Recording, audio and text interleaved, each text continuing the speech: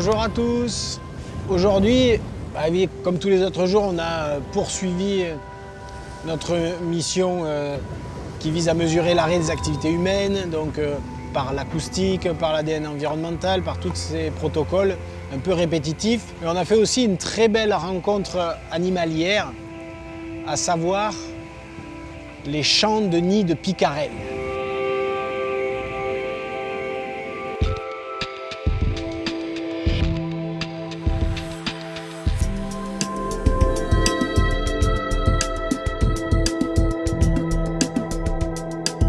Le picarelle, c'est un petit poisson de Méditerranée assez banal, une sorte de grosse sardine avec un petit rectangle noir sur le dos. Sauf que, au début du printemps, tout à coup, ces picarelles se rassemblent, ils changent complètement d'allure. Il y a des dessins bleus et jaunes qui commencent à apparaître sur leur corps. Ça virevolte, ils se chamaillent en permanence. Et très vite, et là on ignore à quelle allure cela se passe, ils vont construire des nids dans le sable. Tout ça se passe relativement profond, souvent au-delà de 40 mètres, au-delà de 50 mètres, en tout cas en dessous de la limite inférieure des herbiers de Posidonie. Et là, tout à coup, quand on arrive au fond, c'est des milliers et des milliers de nids de poissons, les uns collés aux autres. Imaginez la surface d'une balle de golf géante. Voilà cette impression quand on descend. Ce sont des alvéoles qui doivent faire entre 40 et 50 cm de diamètre et qui se collent les unes aux autres.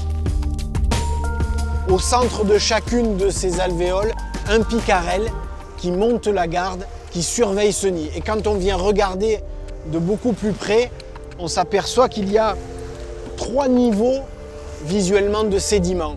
Il y a d'abord la couronne extérieure qui est faite de sédiments très fins, de la vase très fine. Et on sent bien que le picarelle, à force de nageoire, à force de souffler dessus, a dégagé ce sédiment fin sur la périphérie de son nid. De fait, ensuite, il ne reste qu'un sable grossier au milieu. Et au milieu de ce sable grossier, des débris de coquillages dans lesquels sont agglutinés des dizaines de milliers d'œufs. Des œufs minuscules, il faut aller voir ça en macro pour s'apercevoir même qu'à l'intérieur de chacun de ces œufs transparents, on voit déjà les yeux du futur poisson. Bien sûr, ce serait trop facile de dire que j'ai pu observer aujourd'hui ces nids de picarelles à cause de cet arrêt des activités humaines. Il n'empêche que ce phénomène-là, je ne l'ai vu que 3 fois en 10 ans.